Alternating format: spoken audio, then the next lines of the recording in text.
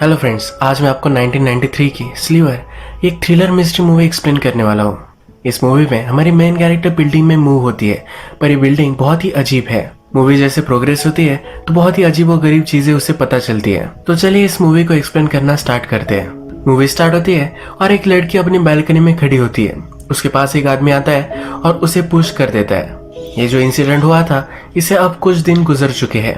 जिस अपार्टमेंट में इंसिडेंट हुआ है उसी अपार्टमेंट को हमारी मेन कैरेक्टर, जिसका नाम है कार्ली, ये अब देख रही है। उसके एजेंट उसे सब कुछ घर के बारे में बताती है और कार्ली को भी ये घर बहुत पसंद आता है। नेक्स्ट सीन में हम देखते हैं कि कार्ली जब काम पर होती है तब उसे कॉल आता है। इस घर को बाय करने के लिए उसका एप्लीकेशन अप्रूव हो चुका है।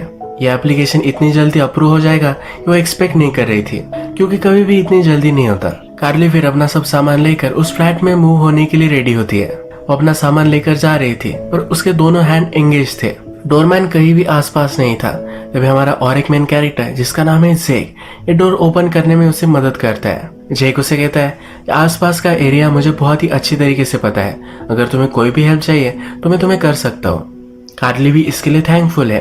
कार्ली के नीचे वाले फ्लोर पर ही जेक रहता है। कार्ली एक दिन सुपर शॉप में कुछ बाय कर रही होती है, तभी बहुत ही इंट्रिग से उसे एक बूढ़ा आदमी, जिसका नाम है एलेक्स, ये देख रहा होता है। ये उससे बात करता है और कहता है कि मैं भी तुम्हारी ही बिल्डिंग में रहता हूँ। कार्ली सब बाय कर कर आगे चलती है तो उसका पीछा फिर से एलेक्स करता है। एलेक्स कहता है कि मैं तुम्हारा पीछा नहीं कर रहा, पर तुम्हारे फ्लैट में जो पहले रहती थी तुम उसी की तरह दिखती हो।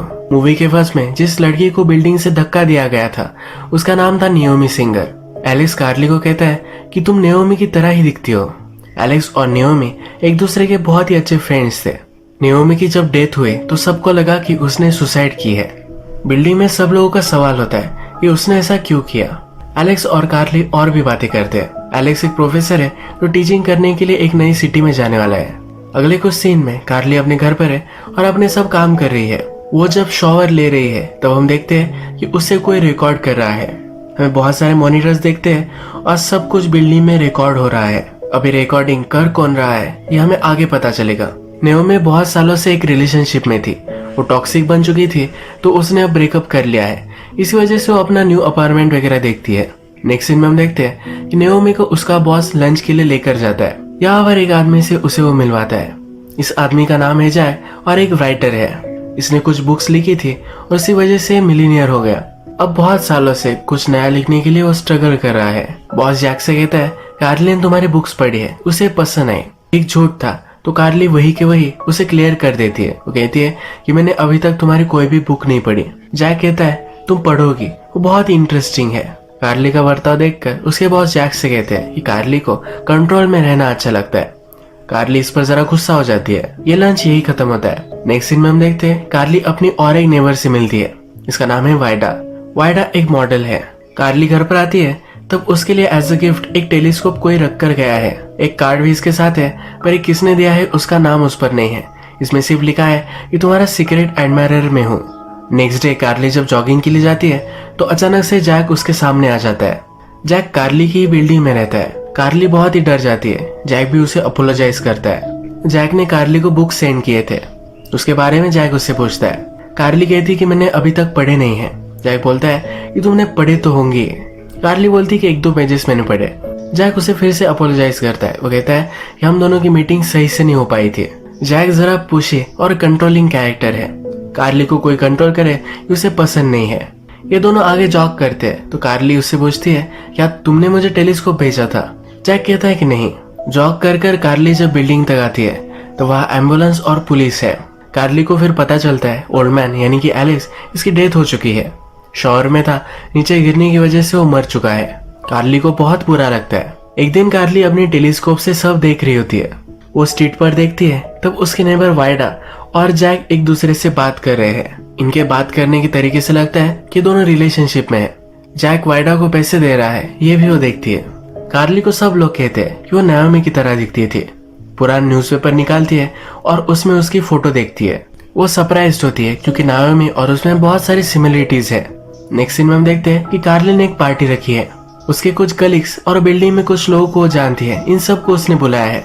उसने जैक को इनवाइट नहीं किया था पर फिर भी वो यहाँ आ चुका है।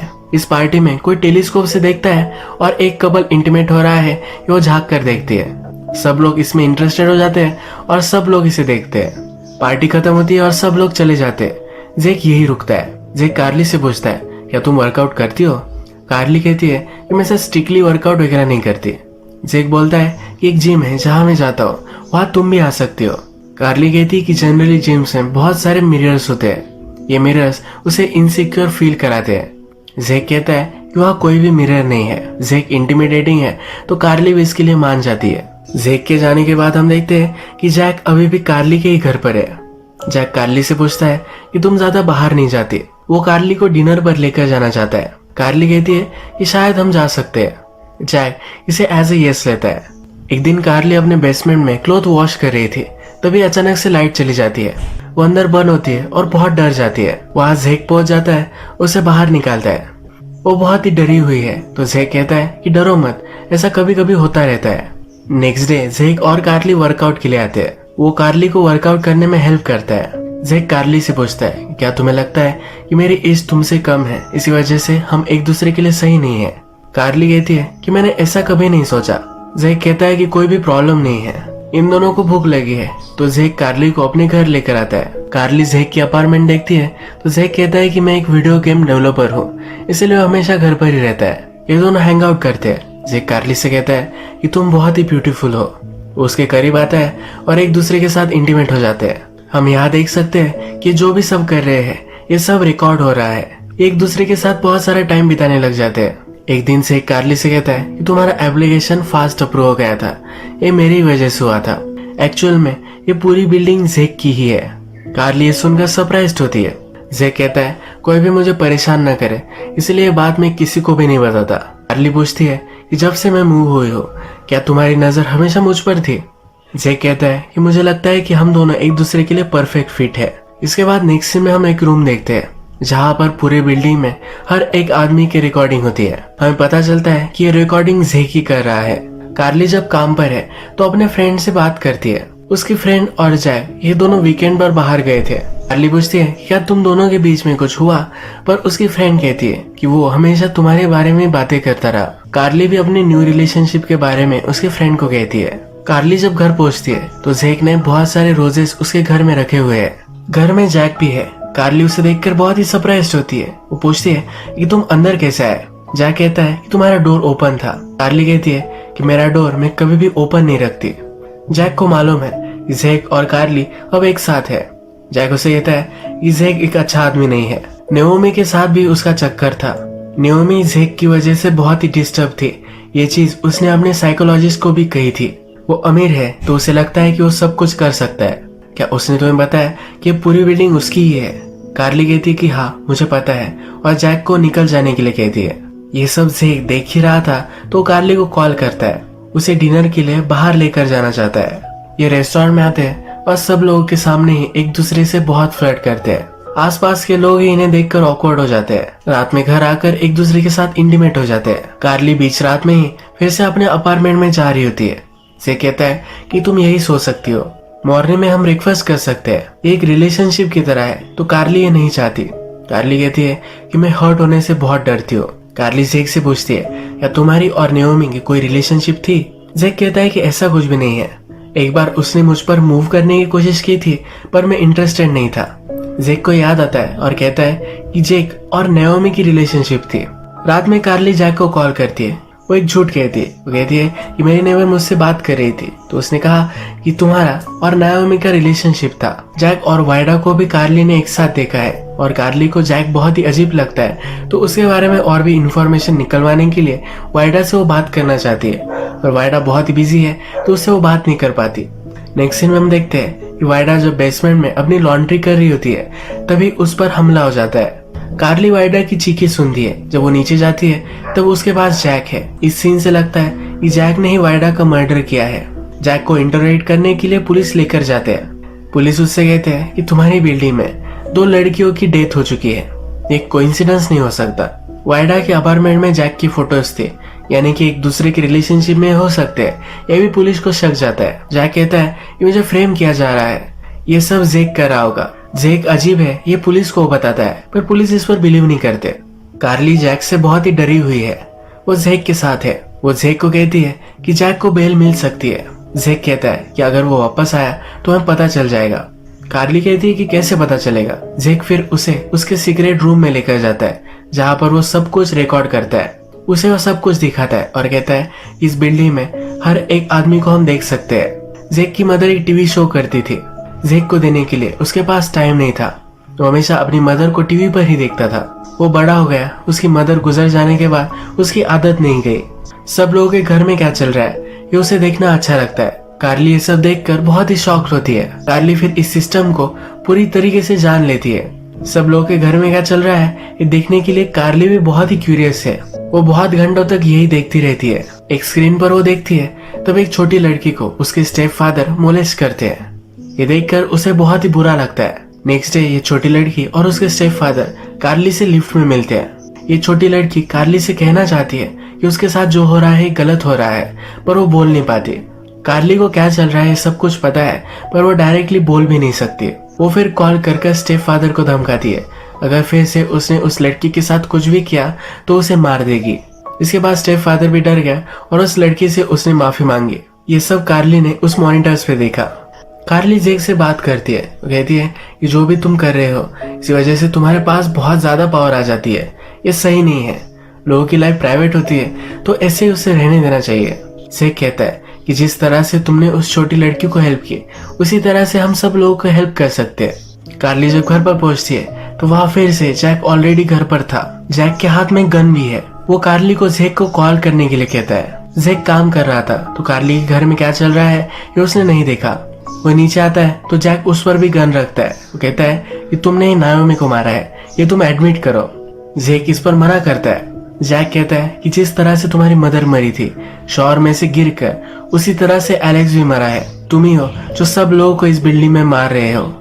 जैक से कहता है कि तुम्हारे पास नाओमी को मारने के लिए मोटिव था।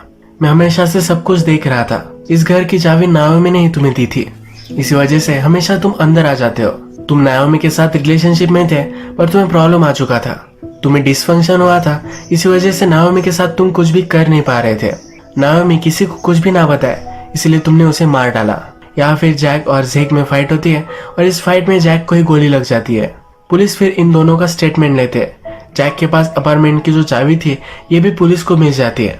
यानी कि अपनी टेस्टिमोनी में कार्ली और जेक ने अभी अभी जो भी सब कहा है ये सब कुछ सही है।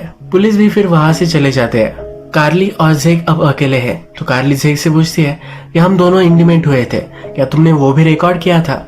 जेक कहता है कि हाँ। कार्ली ये सब देखती है और फिर कहती है कि इसे डिलीट कर दो। जेक इसे डिलीट कर देता है। जेक ने उनकी टेप छुपा कर रखी थी जहां पर उसने छुपाई थी, तो कार्ली कैमरे से वो भी देख लेती है। जेक फिर कार्ली से कहता है कि मुझे जरा भूख लगी है, हम दोनों के लिए मैं कुछ लेकर आता हूँ। जब वो बाहर जाता है तो जेक ने जहां पर उनकी टेप छुपा कर रखी थी ये टेप वो ढूंढ लेती है। टेप को जब वो प्ले करती है तब उसे पता चलता है कि नाओमी और जेक इन दोनों में रिलेशनशिप थी। जेक वापस आ जाता है और उसे पता चल जाता है कार्ली को उसकी टेप मिल चुकी है। कार्ली डर कर उस रूम का दरवाजा बंद कर लेती है। जेक उसे डोर ओपन करने के लिए कहता है पर कार्ली नहीं करने वाली। जेक दरवाजे को तोड़कर अंदर आ जाता है। जेक अपनी सफाई में कहता है मेरी उसके साथ जो भी रिलेशनशिप थी उसे कोई भी मीनिंग नहीं था। मैं तुमसे बहुत प्यार करता हूँ। हम दोनों में जो है ये वर्ड्स में एक्सप्रेस भी नहीं हो सकता। कार्ली ने जो टेप लगाई थी ये चल ही रही थी। इसी टेप में नाओमी जिस रात मरी थी वो भी रिकॉर्ड हुआ है। उसे किसी ने पुश किया था ये उसमें दिख रहा है। कार्ली इस टेप को जूम करती है और नोटिस करती है कि ये जैक ही था जिसने नाओमी को मारा था। कार्ली को लग रहा था कि जेक ने नाओमी को मारा था। जैक जेक को फ्रेम करना चाहता था इसलिए सब कुछ कर रहा था। जेक इनोसेंट है पर कार्ली अभी भी गुस्से में है। जेक जो भी सब करता है ये उसे बहुत ही गलत लगता है। कार्ली के पास एक गन है तो सब स्क्रीन वो फोड़ देती है। इसके बाद रिमोट लेकर सब कुछ मिटा देती है। वो जेक को कहती है कि रियल लाइफ जियो, सही एक्सपीरियंस लो, ये सब गलत है, और वहां से चली जाती है। वो जेक के साथ अब कोई भी रिलेशनशिप नहीं रखना चाहती। अगर हम देखें तो जेक एक स्टॉकर टाइप ही कैरेक्टर था। हमेशा से उसकी कार्ली पर नजर थी। कार्ली पहले ही अपने बहुत सारे साल एक टॉक्सिक रिलेशनशिप में वेस्ट कर चुकी है। जेक के साथ वो अगर रहेगी तो फिर से वही होगा, तो इसी वजह से उसके साथ अब नहीं रहने वाली। यही मूवी एंड हो जाती है। अगर आपको वीडियो अच्छा लगा तो प्लीज इस वीडियो को लाइक कर दीजिएगा। मैं बहुत सारी मूवीज लेकर आते रहता हूँ, तो प्लीज इस चैनल को सब्सक्राइब कर दीजिए और बेल नोटिफिकेशन आइकॉन दबाने मत